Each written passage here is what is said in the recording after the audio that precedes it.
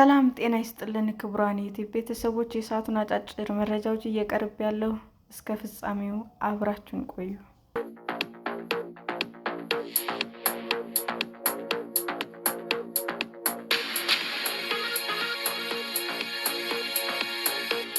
ትራምፕ በተገኙበት የራት ግብዣ ጥቃት ስለተፈጸመው ግለሰብ እስካሁን ቅዳሜ ምሽት የዋይት ሀውስ ዘጋቢዎች የራት ግብዣ በተከናወነበት ሆቴል ውስጥ ተኩስ ከከፈተ በኋላ በቁጥጥር ስር ዋለው ግለሰብ ኮል ቶማስን አለን እንደሚባል የሕግ አስከባሪ አካላት ገልጸዋል። የ31 ዓመቱ ተጠርጣሪ በሎስ አንጀለስ ካሊፎርኒያ የቶሮንስ ነዋሪ ነው።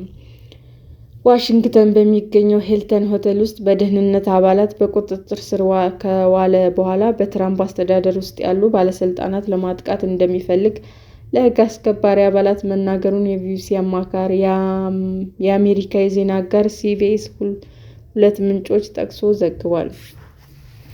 እሁድ ዕለት ከኤንቢሲ ሚት ዘ ፕሬስ ጋር ቆይታ ያደረጉት የአሜሪካው ተጠባባቂ ጠቅላይ አቃቤ ሕግ ቶድ ብላንች የተጠርጣሪውን ዓላማ በተመለከተ ምርመራ እየተደረገ መሆኑን ተናግረው፣ የመጀመሪያ የምርመራ ውጤቶች ግን ጥቃቱ ፕሬዝዳንት ዶናልድ ትራምፕን ጨምሮ የአስተዳደሩ ባለስልጣናት ኢላማ እንዳደረገ ያመለክታል ብለዋል። ብላንች አክለውም መርማሪዎቹ ተጠርጣሪው መሳሪያውን በሆቴል ውስጥ እንዳገጣጠመ የሚገልጹ ሪፖርቶችም እየተመለከቱ መሆኑን ተናግረው ያንን ያህል ርቀት መጓዝ አልቻለም ብለዋል። ጥበቃውን እምብዛም አላለፈም ያሉት ብላንች ተጠርጣሪው ከሎስ አንጀለስ ወደ ቺካጎ ከዚያም ወደ ዋሽንግተን ዲሲ በባቡር መጓዙንም ገልጸዋል። ሲቢኤስ ምንጮችን በመጥቀስ እንደዘገበውም ቢያንስ ከ5 እስከ 8 የተኩስ ድምፅ ተሰምቷል። ትራምፕ የለጠፉትን የደህንነት ካሜራ ቪዲዮ አንድ ግለሰብ የደህንነት ጥበቃውን ጥሶ ሲሮጥና ጠባቂዎቹ ዞረው ሲከተሉት ያሳያል። ቀደም ሲል በተደረገ ጋዜጣዊ መግለጫ ላይ የፖሊስ አባላት፣ ደህንነት ሰራተኞች እና ተጠርጣሪው ተኩስ መለዋወጣቸው ተገልጾ ነበር። ምን ያህል ጥይቶች እንደተተኮሱ ግን አልተጠቀሰም። የዋሽንግተን ጊዜያዊ የፖሊስ አዛዥ ጄፈር ካሮል በበኩላቸው ተጠርጣሪው በጥይት ባይመታም ለምርመራ ወደ ሆስፒታል እንደተወሰደ ተናግረዋል። ተጠርጣሪው የጋዜጠኞችን እራት ግብዣ በተካሄደበት የዋሽንግተን ሂልተን ሆቴል እንግዳ እንደነበረ ገልጸው ጠመንጃ፣ የእጅ ሽጉጥ እና በርካታ ቢላዎችን እንደታጠቀ አክለዋል። አሁን ባለው መረጃ ብቸኛ ተዋናይ ብቸኛ ታጣቂ ሆኖ የተንቀሳቀሰ እንደሚመስል የፖሊስ አዛዡ ተናግረዋል። ትራምፕ በኋላ ላይ ከወገብ በላይ ራቁቱን የሆነ ግለሰብ መሬት ላይ ተኝቶ እጆቹ ከጀርባው በካቴና ታስረው የሲክሬት ሰርቪስ አባላት በዙሪያው ቆመው የሚያሳይ ፎቶ ለጥፈዋል። እሁድ ዕለት ትራምፕ ለፎክስ ኒውስ በሰጡት ቃለ መጠይቅ ተጠርጣሪው ልቡ ውስጥ ብዙ ጥላቻ ነበረው፣ ቤተሰቡም ችግር እንዳለበት ያውቁ ነበር ብለዋል። ተጠርጣሪው ማኒፌስቶ እንዳለውም እና አክራሪ ጸረ ክርስቲያን እንደሆነም ጠቁመዋል። የአሜሪካ መገናኛ ብዙኃን የ31 ዓመቱን አለን ጸረ ትራምፕ ፖለቲካዊ ሀሳቦችን በማህበራዊ ሚዲያ መለጠፉን የሕግ አስከባሪ ምንጮች ጠቅሰው እየዘገቡ ነው።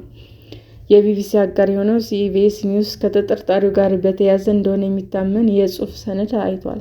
ሌሎች የአሜሪካ መገናኛ ብዙኃን በተመሳሳይ ሰነድ ላይ ተመስርተው ዘገባ ሰርተዋል። ታጣቂው የትራምፕ አስተዳደር አባላት ከከፍተኛ ደረጃ እስከ ዝቅተኛ ደረጃ ኢላማ ለማድረግ ማቀዱን እንዲሁም እንግዶች እና የሆቴል ሰራተኞች ኢላማዎች ባይሆኑም አስፈላጊ ከሆነ ወደ ባለስልጣናቱ ለመድረስ ጥቃት ሊደርስባቸው እንደሚችል ይገልጻል። ቢቢሲ ኒውስ የተባሉት ጽሑፎች በተናጠል ባያረጋግጥም እነዚህ ጽሑፎች እንደ ማኒፌስቶ ከመግለጻቸው በላይ ከጥቃት ሙከራው በፊት ለተጠርጣሪው ቤተሰብ አባላት ተልከዋል። በኋላ ላይ የኤፍቢአይ አባላትና ፖሊሶች ከተጠርጣሪው ጋር ግንኙነት እንዳለው በሚታመንበት የካሊፎርኒያ አዳራሽ አካባቢ ሲፈተሹ የሚያሳዩ ፎቶዎችም ወጥተዋል።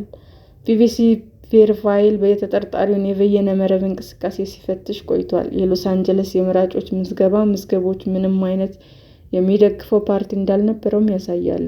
ቢቢሲ ቬሪፋይል የተመለከተው የፌዴራል የምርጫ ኮሚሽን ምዝገባ እንደሚያሳየውም እንደ አውሮፓውያን አቆጣጠር ጥቅምት 2024 አለን ከካማላ ሃሪስ የፕሬዝዳንታዊ ምርጫ ዘመቻ የገንዘብ ማሰባሰቢያ መድረክ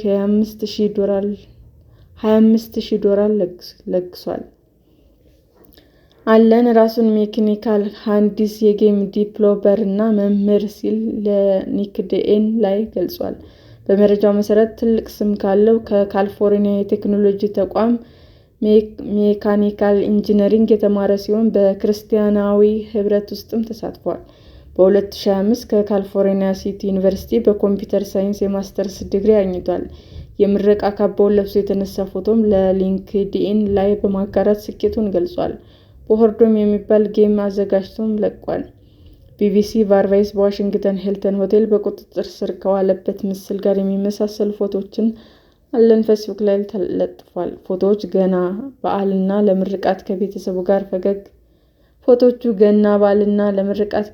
ጋር ፈገግ ብሎ የተነሳቸው ናቸው። እንደ አውሮፓውያን አቆጣጠር ታህሳስ 2024 በሲ2 ኢጄክሽን ለተባለና ለተማሪዎች የማጠናከሪያ ትምህርትና የኮሌጅ ፈተና ዝግጅት በሚሰጥ ተቋም የወር ምርጥ መምህር ተብሎ መሰየሙን የተቋሙ የፌስቡክ ልጥፍ ገልጿል። በ2020 ጀምሮ የትርፍ ሰዓት መምህር ሆኖ በተቋሙ እያገለገለ እንደሚገኝ በሊንክድኢን ላይ ተገልጿል።